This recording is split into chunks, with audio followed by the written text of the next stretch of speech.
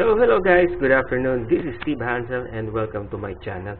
Ngayong hapon po, meron po tayong reviewin. Hindi po tayo tungkol ngayon sa motor, but rather bumalik po tayo sa RC. And ang feature po natin ngayon is Remo Hobbies S-Max. Okay? So ito pong Remo Hobby S-Max is a monster truck na maliit, mini. 1/16 scale po ata ito. I'm not sure. Pero maliit siya guys. Kung mapapansin nyo, in relation sa standard size po ng transmitter to, no? Pag hinawakan ng kamay, yan siya. Hindi siya maliit. So, makikita nyo, halos kasi laki niya lang yung controller. Normally, malaki po yung mga RC cars, 110 scale, aabot hanggang dito po yan, no? Ito, nandito siya. So, maliit siya. So, first of all, itong package na to, pag binili nyo, S-Max, Remo Hobby, meron po tayong controller, charger, at yung monster truck car, at may kasama na po siyang battery. Ang battery po ito is ikot tayo, Li-on battery, no? 1500 milliamps. Okay, so ito po yun. So we have a brush type motor. May fan na siya. Okay, ito yung kanyang ESC. So ang kulang na lang pag bumili ka ng ganitong Remo Hobby S-Max, ang kulang mo na lang ay bibili ka ng AA battery para sa transmitter at pwede ka na tumakbo. Okay?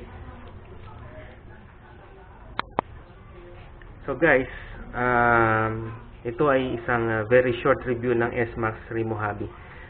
So for 4,000 pesos, meron ka na nitong RC na ito. Kompleto na. May battery ka na, may controller and charger, at yung car. So bibili ka na ng AA batteries. So para po dun sa running video nito, meron po akong video sa aking YouTube channel. Hanapin nyo na lang po. Okay? Pero ito po is a short review. So here we go guys. Para sa controller, it's a basic controller. Nandito po yung mga settings niya para i-set mo yung steering radius, throttle response ng RC car. Okay? So ito po yung steering niya, left and right, tsaka yung gas and brake. Alright? Wala pong power switch to, so pag plug mo nito, automatic naka-on na siya. Okay? So nung tinakbo ko ito guys, ito ang aking initial reaction sa RC car na ito. Meron siyang good speed, mabilis po siya para sa size niya. Okay? Very responsive. Although ang servo niya hindi ganun kalakas, so sakto lang. Tama lang, maka-enjoy mo yung takbo niya. Ang gustong-gusto ko sa S-Max is very small siya, very compact. Pwede mo lagay sa bag mo. Pwede mo siyang dalhin kahit saan. Pwede mo dalhin sa workplace, sa kung saan ka man pupunta. Portable siya, so pwede ka mag-bash, mag-run ng RC car. May enjoy mo siya guys. Napakasarap laruin. Parang kumbaga, ito yung RC car na wala kang iintindihin. Dali mo lang, lagay mo sa bag mo or knapsack, and then kahit saan pwede ka na magpatakbo. Okay? So sa running condition niya, no, mabilis siya, magandang response, masarap laruin. Okay? Ang mapupuna ko lang dito guys is yung suspension niya, yan, no? Masyado po siyang malambot dahil spring shock siya. Tingin ko walang oil to eh. Kasi tingnan nyo guys, oh, bouncy. So pag tinatakbo mo siya, bouncy siya sa kalsada. Ang maganda lang doon, kung malubak, gumaganon-ganon siya, tumatalbog-talbog. Okay? Lumulundag-lundag siya. Pero basically, rough roads, pavement, walang issue.